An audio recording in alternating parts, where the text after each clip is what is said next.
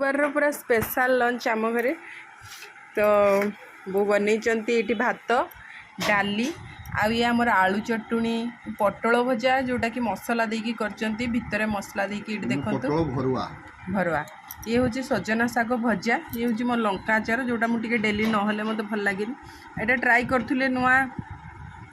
ये जो आमर चाउलर बड़ी करचंती आटा तो आलू चिप्सटा मुझे नहीं आलू चटणीटा एक्चुअली मो माँ पठे गाँव रु